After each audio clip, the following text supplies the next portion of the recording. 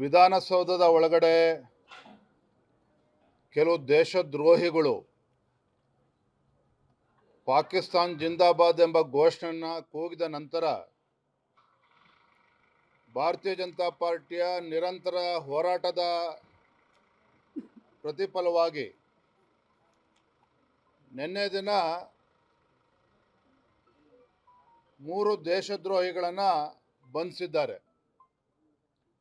ಇಲ್ಲಿ 2 ವಿಚಾರಗಳು. ಮೊದಲನೇದಾಗಿ, ಇನ್ನು ಈ ಕ್ಷಣಕ್ಕೂ ಸಹ ರಾಜ್ಯ ಸರ್ಕಾರ FSL ವರದಿಯನ್ನು ಇವತ್ತು ಕೂಡ ಬಹಿರಂಗಪಡಿಸಿಲ್ಲ.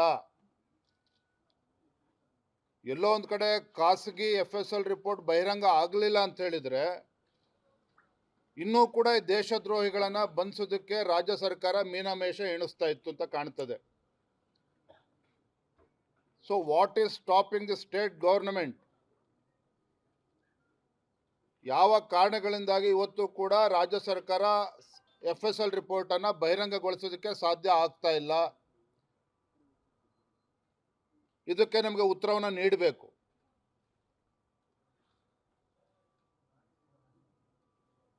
ಎರಡನೇದು, ನಾವು ಅವತ್ತು ಕೂಡ ಅಂದಿನ ಪೊಲೀಸ್ ಠಾಣೆಗೆ ಭೇಟಿಯನ್ನು ಕೊಟ್ಟು ನಮ್ಮ ಶಾಸಕರು ಎಲ್ಲರೂ ಕೂಡ ಕಂಪ್ಲೇಂಟ್ ಕೊಟ್ಟಿದ್ವಿ.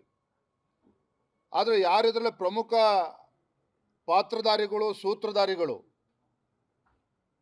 ಈ ದೇಶದ್ರೋಹಿ ಚಟುವಟಿಕೆಯಲ್ಲಿ ಭಾಗವಹಿಸಿರ್ತಕ್ಕಂಥ ಪಾಕಿಸ್ತಾನ್ ಜಿಂದಾಬಾದ್ ಅಂತೇಳಿ ಘೋಷಣೆ ಮಾಡಿರ್ತಕ್ಕಂಥ ದೇಶದ್ರೋಹಿಗಳಿಗೆ ಸೂತ್ರಧಾರಿಗಳು ಯಾರು, ಪಾತ್ರಧಾರಿಗಳು ಯಾರು?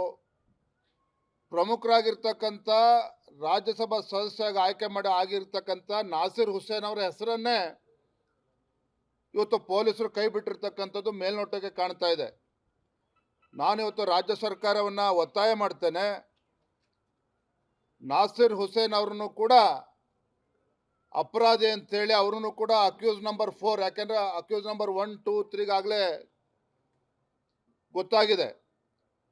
ರಾಜ್ಯಸಭಾ ಸದಸ್ಯ, ಕಾಂಗ್ರೆಸ್ ಪಕ್ಷದ ರಾಜ್ಯಸಭಾ ಸದಸ್ಯರಾಗಿ ಆಯ್ಕೆ ಆಗಿರ್ತಕ್ಕಂಥ ನಾಸಿರ್ ಹುಸೇನ್ ಅವ್ರನ್ನೂ ಸಹ ಅಪರಾಧಿ ಅಂತೇಳಿ ಪೊಲೀಸರವ್ರನ್ನ ಪರಿಗಣಿಸಿ ಕಾನೂನಿನ ಪ್ರಕಾರ ಸೂಕ್ತ ಕ್ರಮವನ್ನು ಕೈಗೊಳ್ಳಬೇಕು ಅಂತೇಳಿ ನಾನು ರಾಜ್ಯ ಸರ್ಕಾರಕ್ಕೆ ಈ ಸಂದರ್ಭದಲ್ಲಿ ಒತ್ತಾಯವನ್ನು ಮಾಡ್ತಾ ಇದ್ದೇನೆ.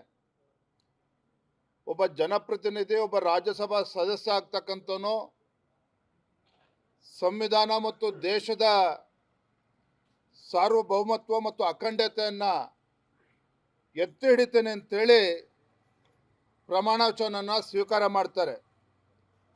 ಹಾಗಾಗಿ ನಾನು ಇವತ್ತು ಒತ್ತಾಯ ಮಾಡ್ತಾ ಇದ್ದೇನೆ,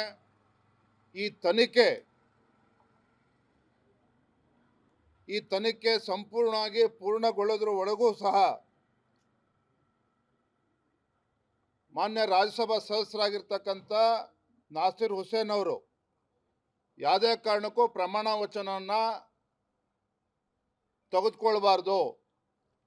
ಭಾರತೀಯ ಜನತಾ ಪಾರ್ಟಿ ರಾಜ್ಯಸಭಾದ ಅಧ್ಯಕ್ಷ ಆಗಿರ್ತಕ್ಕಂಥ ಉಪರಾಷ್ಟ್ರಪತಿಗಳಿಗೂ ಕೂಡ ನಾವು ಪತ್ರವನ್ನು ಬರೀತೇವೆ ಇವತ್ತೇ. ಯಾವುದೇ ಕಾರಣಕ್ಕೂ ಈ ತನಿಖೆ ಸಂಪೂರ್ಣವಾಗಿ ಪೂರ್ಣಗೊಳ್ಳೋದ್ರ ತನಕ ಈ ವಿಚಾರದಲ್ಲಿ ಅವರಿಗೆ ಪ್ರಮಾಣ ವಚನವನ್ನು ಬೋಧನೆ ಮಾಡಬಾರ್ದು ಅಂತ ಸಹ ನಾವು ಇವತ್ತು ಒತ್ತಾಯವನ್ನು ಮಾಡೋರಿದ್ದೇವೆ, ಪತ್ರವನ್ನು ಕೂಡ ಬರೆಯೋರಿದ್ದೇವೆ. ನಾನು ರಾಜ್ಯದ ಮುಖ್ಯಮಂತ್ರಿಗಳಿಗೆ ಮತ್ತು ಕಾಂಗ್ರೆಸ್ ಪಕ್ಷಕ್ಕೆ ನಾನು ಒತ್ತಾಯವನ್ನು ಮಾಡ್ತಾ ಇದ್ದೇನೆ, ನೀವು ನಿಜವಾಗ್ಲೂ ಕೂಡ ಪ್ರಾಮಾಣಿಕರಿದ್ದರೆ, ತಾವು ನಿಜವಾಗ್ಲೂ ಸಹ ದೇಶ ಪ್ರೇಮಿಗಳು ಆಗಿದ್ದೇ ಆದರೆ ಈ ವಿಚಾರವನ್ನು ಗಂಭೀರವಾಗಿ ತೆಗೆದುಕೊಂಡು, ಈ ಪ್ರಕರಣವನ್ನು ಗಂಭೀರವಾಗಿ ತೆಗೆದುಕೊಂಡು ಈ ಪ್ರಕರಣದಲ್ಲಿ ಅವರು ನಿರ್ದೋಷಿಯಾಗಿ ಹೊರಗೆ ಬರಬೇಕು. ಅಲ್ಲಿವರೆಗೂ ಸಹ ಇದಕ್ಕೆ ಅವಕಾಶನ ಕೊಡಬಾರ್ದು ಅಂತೇಳಿ ನಾನು ಒತ್ತಾಯವನ್ನು ಮಾಡ್ತಾ ಇದ್ದೇನೆ.